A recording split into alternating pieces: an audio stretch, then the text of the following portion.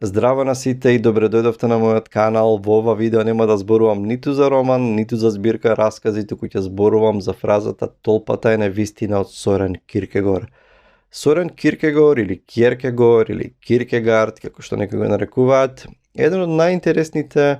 најпознати мислители од 19 век, дански филозоф, мислител, поет, теолог, кој што многумина го нарекуваат татко на екзистенцијализмот, кој што ќе се појави доста подоцна, токму поради неговото инсистирање и затоа што главни теми му се субјективноста, слободата, поединецот, анксиозноста која што доаѓа, angst и angst како последица на човековата слобода. Она што планирам да го направам е да снимам едно видео во кој што ќе зборувам и за неговиот живот и за главните аспекти на неговата мисла и филозофија. Тоа ќе биде засебно видео, меѓутоа тука затоа нема да зборувам многу за него, туку ќе се фокусирам на оваа фраза.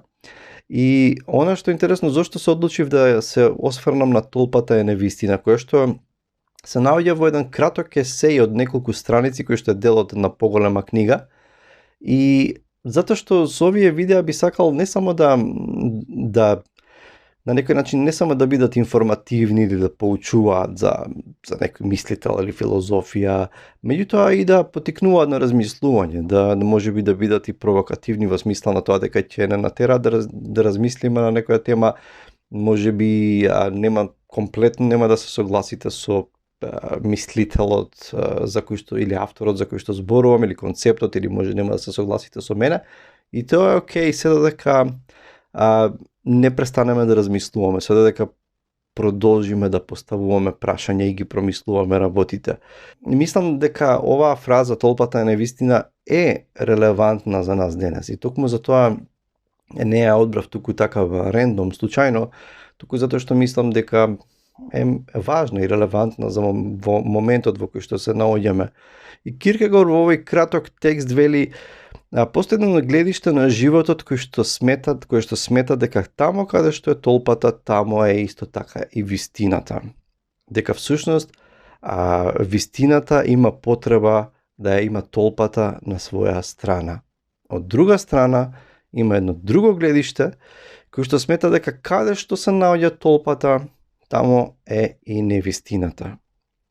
Затоа што во моментот ако земеме да ги однесеме овие нешта до крајен заклучок, тогаш би рекле дека дури и секој поединец да ја поседува вистината, лично, засебно, кога ќе дојде заедно со други луѓе ќе формира група, ќе формира толпа,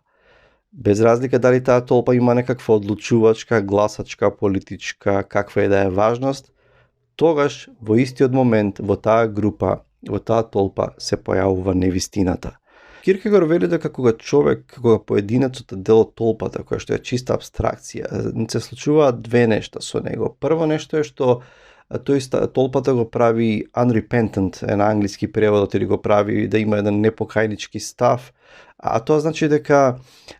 всушност дури кога човек знае дека некој негово дело или некоја негова постапка или некој збор се погрешни, едноставно може да се скрие за толпата и да нема чувство дека треба да одговара за тоа, едноставно дека е одговорен пред некого и може да се претопи во толпата и во одговорноста да ја преземе толпата која што е чиста абстракција. Од друга страна, што прави толпата, што прави групата, едноставно ја намалува нашата одговорност. Ја намалува одговорноста која што ја има секој еден од нас како поединец. Со тоа што, тој дава некој пример тамо дека ниеден војник не се осмелувал да крене на рака, претпоставам дека тоа е на Гајус Мариус, претпоставам дека е некој император. Меѓутоа вели никој не се осмелуваше да крене рака на него, меѓутоа кога се собраа неколку жени во група, во толпа, решија дека ќе го извршат тоа и се надеваа дека нема да се пронајде кој го извршил тоа дело. Во толпата се добива некаква си смелост во која што одговорноста на поединецот се губи и се брише. И друго нешто што се случува, например, кога човек станува дел од групата, кога станува дел од толпата и се крие во толпата, е што се губи чувството на лична одговорност и се појавува кукавичлук тука, значи човек не презема одговорност за своите постапки, може да се крие позади толпата и според Киркегор, за да се стане поединец, треба се презема, потребна е храброст, значи потребна е преземање лична одговорност за нашите постапки. И во таа смисла до некаде вистината е субјективна, затоа што секогаш оно што го веруваме треба да биде проследено со постапки, да бидеме внесени во тоа, во нашите лични одлуки, секој нас ќе донесе одлука ваква или онаква одлука, и додека кога сме дел од толпата, наставно бегаме од таа одговорност да донесуваме одлуки, да одговараме за нашите одлуки, и така ја губиме нашата индивидуалност, ја губиме моќта да бидеме тој поединец кој што треба да бидеме.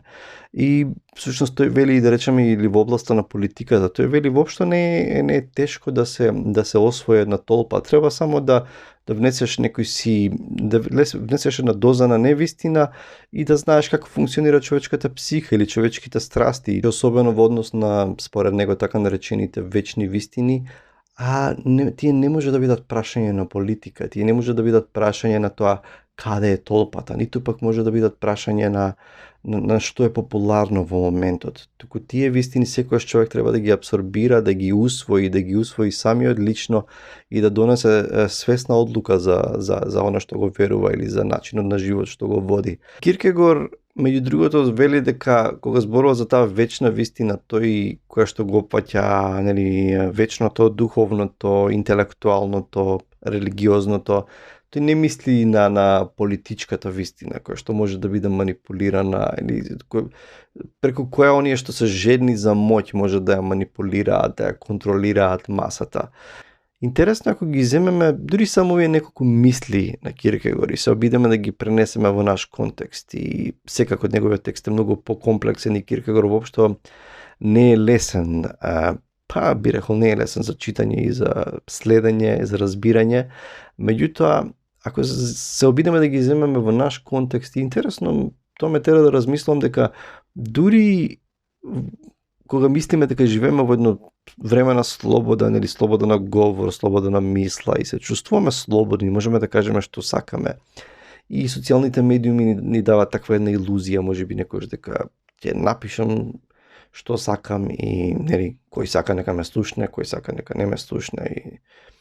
имам слобода да се изразам. Меѓутоа, ако малку подлабоко погледнеме, ќе видиме дека колку пати ние некритички прифаќаме мислења, трендови, верувања, убедувања кои што едноставно не сме ги усвоиле преку критичка мисла или преку длабока увереност, туку ги мислиме, ги веруваме затоа што поради притисокот од околината, поради стравот од туѓите мислења, и многу пати и кога знаеме дека е нешто добро или кога сме убедени во нешто, ја немаме таа храброст да бидеме доследни на оно што го веруваме и се криеме позади толпата. Макар тоа било на избори, на некакви одлуки на работа или во во нашата животна средина, кога треба да се донесат некакви одлуки, во зградата кај што живееме или како и да е, многу ни е полесно да ја избегнеме таа одговорност, затоа што или ние мислиме дека сме слободни, ама нели како што вели Фром, ние бегаме од слободата, затоа што слободата подразбира одговорност. Меѓутоа, тоа го гледаме исто така и тоа го забележувам во последно време, ќе се појави пример на социјалните медиуми некаква полувистина или нешто што во моментот мислиме дека е вистина и сите реагираме, споделуваме, сме разгневени. Ќе помине кратко време и ќе видиме дека тој не била баш целата вистина, дека делче имало од вистината, меѓутоа не била баш целата слика. И многу лесно ги прифаќаме работите без да одвоиме време, а секоја критичко промислување и донесување добри одлуки бара време. Ние, како што вели Бјунг-Чул Хан, едноставно сме ловци на информации без да го одвоиме тоа време да ги испроцесираме и да донесеме одлуки. И мислам дека всушност во таа смисла, ако погледнеме во наш можеби контекст, толпата е невистина, во смисла на тоа дека кога прифаќаме туѓи мислења без да ги промислиме, едноставно ја губиме нашата не само индивидуалност, туку на некој начин како да